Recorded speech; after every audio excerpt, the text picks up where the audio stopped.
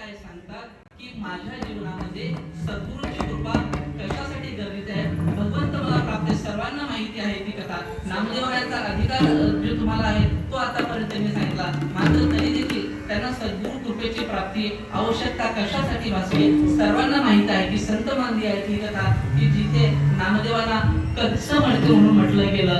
सर्वांना मी कथा विस्ताराने सांगत नाही कारण आपल्याकडे वेळेची कमतरता आहे, सर्वांना ज्ञात असलेली ती कथा आहे म्हणून मी विस्ताराने अधिक सांगत नाही बरं का. की तिथे मुक्ताबाईंनी जेव्हा सांगितलं की गोरोबा काकांना की गोरोबा काका तुम्ही काय करा, पारमार्थिक दृष्टीने पारमार्थिक क्षेत्रामध्ये अध्यात्मामध्ये आमच्यापैकी कच्च असलेलं मडकं कोणतं आहे ते शोधा. आणि त्या गोरोबा काकांच्या परीक्षेमध्ये त्यांनी निवृत्तीनाथांची परीक्षा घेतली, ज्ञानदेवांची परीक्षा घेतली.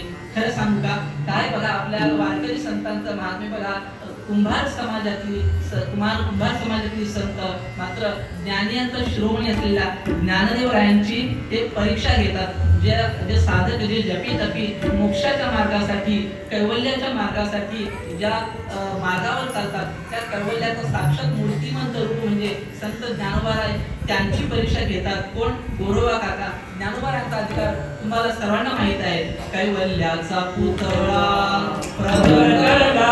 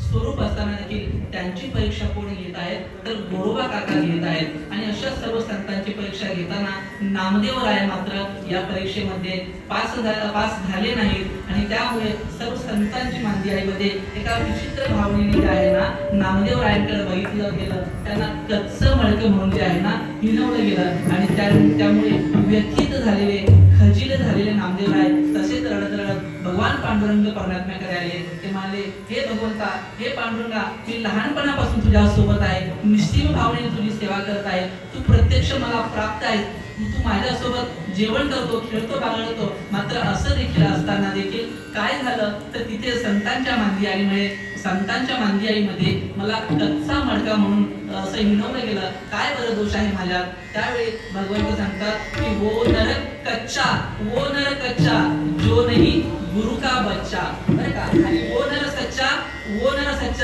जो है गुरु का बच्चा, असं साधं सोपं ते उदाहरण आहे. भगवंत काय सांगतात माहिती का? भगवंत सांगतात, हे नामदेवा, मला तुझी सर्व गोष्टी मान्य आहे, मी तुला प्राप्त आहे, तू माझ्या सोबत असतो, मात्र अडचण काय आहे माहितीये का? अडचण काय माहितीये का? लक्ष देऊ नये का? अडचण ही आहे की आतापर्यंत तुला मला भेटण्यासाठी, माझ्या दर्शनासाठी माझ्या मंदिरात यावं लागतं. ही सध्या अडचण आहे तुझी, कारण माझं सर्व व्यापकत्व जे आहे ना ते अजूनपर्यंत तुझ्या लक्षात आलेलं नाही. आणि म्हणून सर्वाभूती माझा एक वासुदेव हा जर अभाव तुझ्यामध्ये निर्माण करायचा असेल ना तर तू काय करायला पाहिजे तर तू गुरुला शरण अशा प्रकारचं केलं पाहिजे. म्हणून तुला सद्गुरूची नितांत आवश्यकता आहे. म्हणून भगवंताच्या प्रेरणेने त्यांनी औंढ्या नागनाथ येथे संत श्री विसोबा खेतर यांच्याकडे गुरुचरणांच्या आश्रयासाठी नामदेवाला पाठवलेलं आहे. भगवंताच्या प्रेरणेने नामदेव औंढ्या नागनाथ येथे गेले आणि महादेवाच्या दर्शनाला गेले. तिथे पाहतात तर काय, एक सत्पुरुष जे होते, सत्पुरुष त्यावेळी त्यांच्या मनामध्ये तो भाव नसेल बरं का, की महादेवाच्या पिंडीवर एक वृद्ध व्यक्ती जे आहे ना, एक पिंडीवर पाय ठेवून बसले, पण पिंडीवर पाय ठेवून अशा प्रकारच्या अवस्थेमध्ये त्यांना दिसले आणि त्यांना संताप अनावर झाला, राग आला की काय ही व्यक्ती आहे की भगवान महादेवाच्या पिंडीवर या व्यक्तीने पाय ठेवलेले आहे. आणि त्यांना ओरडले की ओ बाबा, हे काय तुम्हाला काही समजते की नाही, तुम्हाला काही सारासारी विवेक बुद्धी आहे की नाही, विचार आहे की नाही, साक्षात भगवंताच्या महादेवाच्या पिंडीवर तुम्ही पाय ठेवून आहात.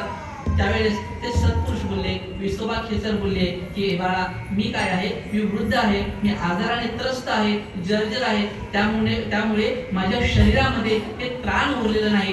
त्यामुळे काय कर, तूच माझे पाय जे आहे ना, हे उचलून अशा ठिकाणी ठेव जिथे महादेवाची पिंडी नसेल बरं का, अशा ठिकाणी ठेव जिथे महादेवाची पिंडी नसेल. नामदेव यांनी काय केलं, त्या वृद्ध व्यक्तीचे विसोबा खेसरांचे पाय उचलले आणि दुसऱ्या कोपऱ्यामध्ये ठेवले आणि पुन्हा उठून उभे राहिले. बघतात तो काय, तर तिथे देखील पिंडी स्थापन झालेली. पुन्हा तिथे पायाखाली पिंडीची त्यांना स्थापना अशा प्रकारची दिसू लागली.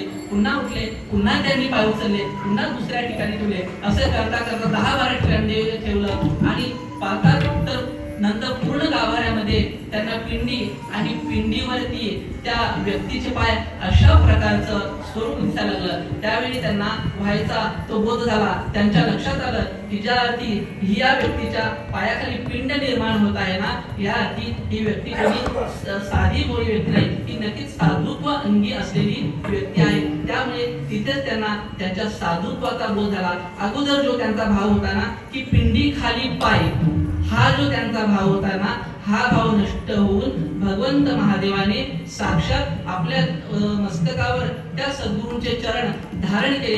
हा भाव त्यांच्या मध्ये निर्माण झाला आणि हा भाव जेव्हा निर्माण झाला तेव्हा त्यांना सद्गुरु तत्वाचा बोध झाला आणि त्यांना सद्गुरु तत्वाची अनुभूती आली. आणि त्या अनुभूतीतून त्यांना स्फुरलेला अभंग म्हणजे अभंगाचं पहिलं चरण, सद्गुरु नायके की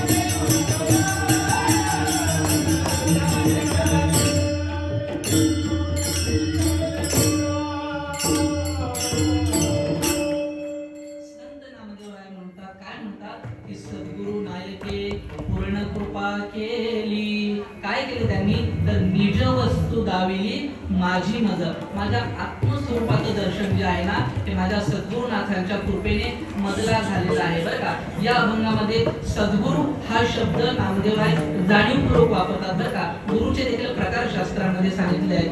गुरु, सद्गुरू, श्री गुरु आणि जगद्गुरु. जे आपल्याला इतर व्यावहारिक गोष्टींचं किंवा कोणत्याही मार्गाचं जे आपल्याला अनुनय करून देतात ना, मार्ग दाखवतात, मार्गदर्शन करतात, त्यांना आपण गुरु अशा प्रकारे संबोधू शकतो. कारण गुरु ही संज्ञा जी आहे ना व्यावहारिक जगतात देखील आपण वापरू शकतो. आपल्याला शालेय शिक्षण देणारे किंवा भौतिक जगतातली एखादी कला शिकवणारे जे कोणी मार्गदर्शक असतील त्यांना आपण काय गुरु असं बोलू शकतो. त्यानंतर श्रीगुरु जे असतात ना हे श्रीगुरु जे आहेत ना ते आपल्याला ज्ञान देतात. जीवाच्या कल्याणाच्या निमित्ताने, आध्यात्मिक उन्नतीच्या अनुषंगाने ते जीवाला काय करतात ज्ञान देतात. आणि श्रीगुरूसाठी ही परंपरा लागते बरं का. गुरुची परंपरा लागते. श्रीगुरु जे आहेत ना हे परंपरेने देतात. आपण ज्ञानेश्वरीमध्ये वर्णन बघितले आहे की श्रीगुरु निवृत्ती, वचन, प्रेमळ, तोषला, तत्काळ ज्ञान देवत. श्रीगुरु जे आहेत ना हे परंपरेने येत असतात. त्यानंतर सद्गुरु, सद्गुरु जे आहेत ना हे स्वतः ज्ञान स्वरूपच असतात. सद्गुरु जे आहेत ना ते ज्ञान स्वरूपच असतात. कारण सद्गुरु जे आहेत ते आपल्याला काय करतात या संसार सागरातून, पूर्ण भवसागरातून जे आहे ना तारून नेण्याचं कोण काम करत असेल तर ते आपले सद्गुरु करत असतात. सद्गुरु वाचोनी संसारी तारक नसेची निष्ठंग आडकोळी. म्हणून सद्गुरु जे आहे ना हे स्वतः ज्ञान स्वरूपच असल्यामुळे जन्म मरणाचा भेद त्यांच्याकडे नसतो आणि ते जीवाचं कल्याण करतात. म्हणून ते स्वतः ज्ञान स्वरूपच असतात. त्यानंतर जगद्गुरु अखल जगताच्या कल्याणासाठी जे अवतीर्ण झालेले असतात ना, सकल जगाच्या कल्याणासाठी ज्यांचा या पृथ्वीवरती अवतार झालेलो असतो ना त्यांना आपण जगद्गुरु अशा प्रकारे म्हणू शकतो. आद्य गुरु शंकराचार्य यांना आपण जगद्गुरु म्हणतो. तुकोबराय यांना आपण जगद्गुरु म्हणू शकतो. कारण त्यांचा अवतार जो आहे ना तो जगाच्या कल्याणासाठी, संतांचा अवतार कशासाठी झालेला असतो तर जगताच्या कल्याणासाठी झालेला असतो. ब्रह्ममूर्ती संत जगी अवतरले.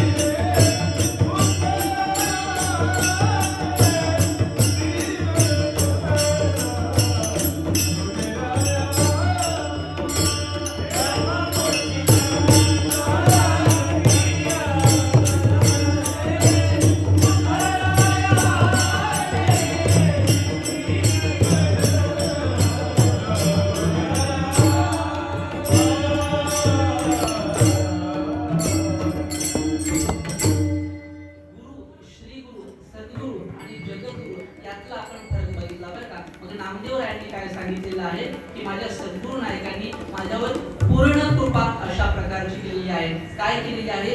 पूर्ण कृपा केलेली आहे. आपण मगाशी बघितलं की परमार्थ कशाने होत असतो तर कृपेने होत असतो बरं का. संसार जो आहे तो प्रारब्धाने होत असतो. मात्र परमार्थामध्ये जर तुम्हाला जर उन्नती करायची असेल तर तुम्हाला संत कृपा, भगवत कृपा ही आवश्यकच असते. कारण कृपेने काय होतं तर आपण बघितलं आहे की भगवद्गीतेच्या आपल्या स्तवनामध्ये आपण म्हणतो की नाही की मुखं करोति वाचालं पंगुं लंघयते गिरिं. हे कशामुळे होतं तर या कृपातमहं वंदे परमानंद माधव. मुखं करोति मुख्या माणसाला जे आहे ना बोलता येऊ लागेल, जो अपंग आहे त्याला समुद्र लंघन करता येईल. हे कशामुळे होईल? प्राप्त होईल. म्हणून संत जे आहेत ना ते काय करतात? कृपा करतात बरं का. त्या कृपेमध्ये देखील प्रकार मी खूप जास्त विस्ताराने सांगत नाही, अगदी थोडक्यामध्ये सांगून जातो. कृपा कोणती असते?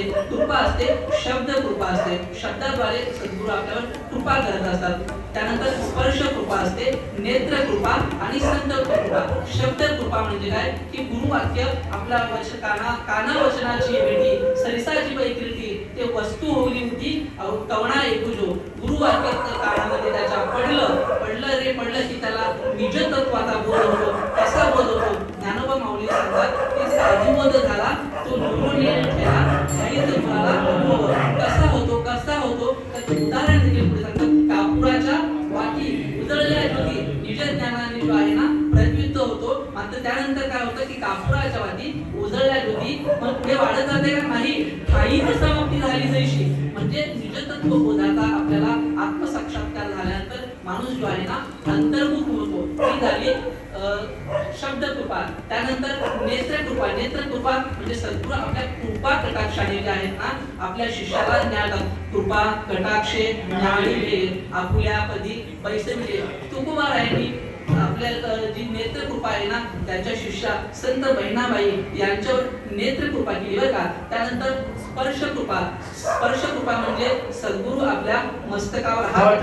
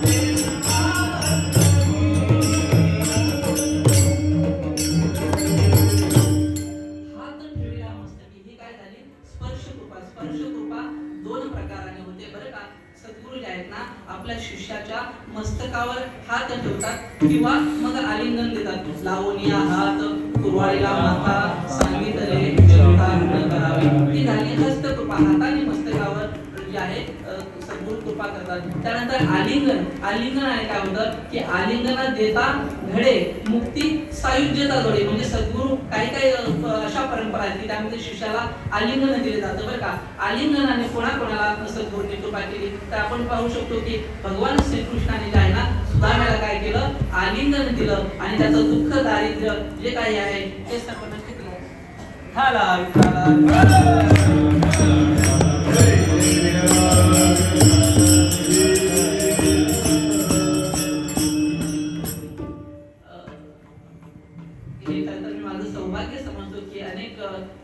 जाणकार गुणी ज्ञानी आणि ज्येष्ठ श्रेष्ठ ज्यांचा पारमार्थिक अधिकार मोठा आहे असे सर्व संत श्रेष्ठ माझ्या पहिल्या कीर्तन सेवेसाठी मला शुभाशीर्वाद देण्यासाठी इथे उपस्थित झाले. मी पुन्हा एकदा तुम्हा सर्वांच्या चरणी दंडवत करतो आणि पुन्हा कीर्तन सेवा सुरू करतो.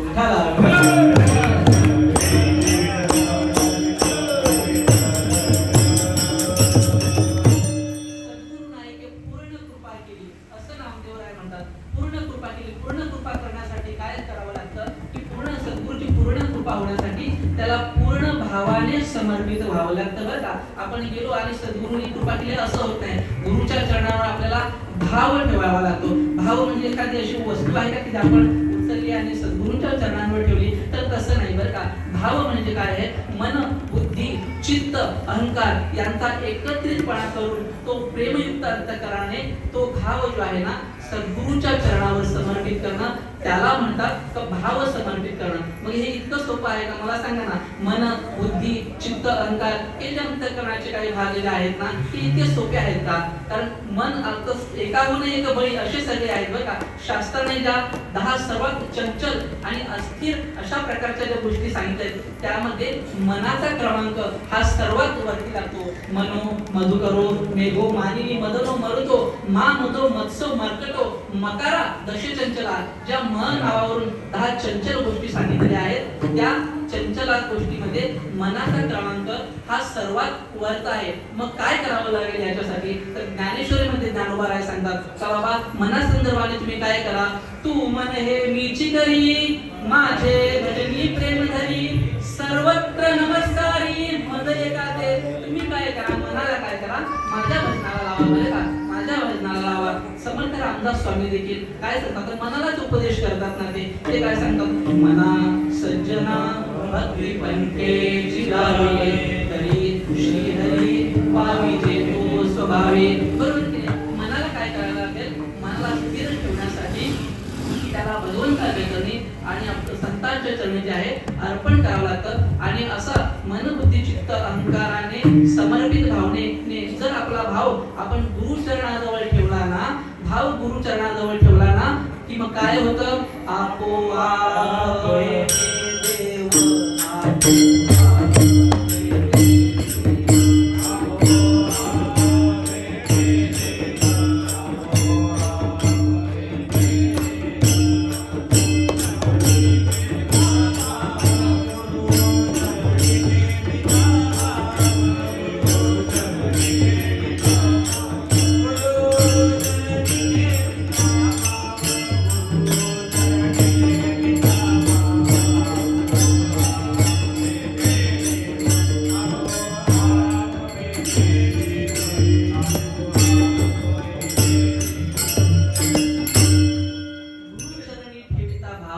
आपोआप भेटे देव म्हणून गुरुसी बजावे. कधी गुरुसी बजावे, गुरुचरणावर आपल्याला भाव ठेवला ना की आपोआप देव अशा प्रकारचा भेटतो. म्हणून गुरुसी बजावे रूप ध्यानास याडावे. बरं का असं सांगितलेलं आहे. तर गुरुचरणावर आपण भाव समर्पित केला ना तर आपसुकच आपल्याला देवाची प्राप्ती अशा प्रकारची होत असते.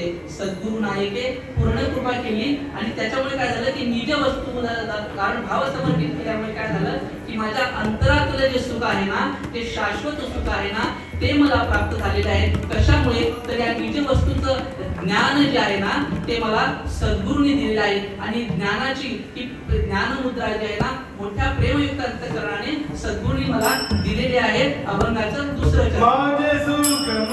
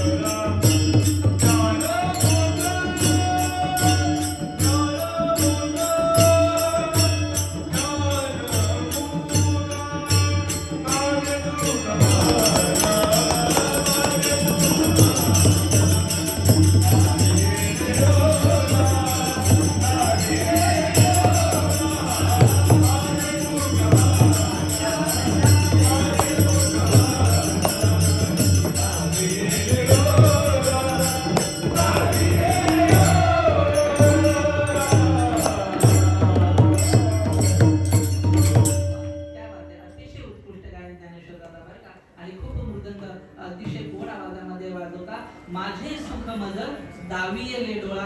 कशा काय केलं तर दिधली प्रेम कळा ज्ञान मुद्रा. माझ्या सद्गुरुनाथांनी काय केलेलं आहे तर माझ्या निज सुखाचं ज्ञान अशा प्रकारचं मला दिलेले आहे. आणि या शाश्वत सुखाची, या निज सुखाची प्राप्ती जी आहे ना ती माझ्या सद्गुरुनाथांनी मला करून दिलेली आहे. आणि या ज्ञान, हे ज्ञानांजन जे आहे ना सद्गुरुनाथांनी मला दिलेलं आहे. गुरु काय करतात, या सद्गुरु काय करतात आपल्या शिष्याप्रती, तर गुरु घाली ज्ञानांजन, गुरु घाली ज्ञानांजन, गुरु दाखवी निजधन, गुरु सौभाग्य देऊन काय करतात तर साधू बोध नांदवी. गुरु काय करतात, ज्ञानरूपी अंजन जे आहे ना की शिष्याला देतात, त्याला सन्मार्ग दाखवतात, त्याला आत्मउद्धाराचा मार्ग दाखवतात आणि त्याचा कल्याणाचा मार्ग जो आहे ना तो मोकळा करतात. आणि त्याच अनुषंगाने मग संत नामदेवरायांनी संत नामदेवराय सांगतात की माझ्या गुरुचे माझ्यावर हे किती उपकार आहेत, अनंत उपकार आहेत. या उपकारातून मी उतराई कसा होऊ किंबहुना होताच येणार नाही.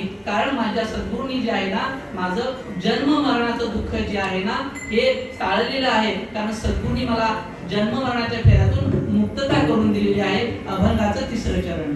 दया उतराई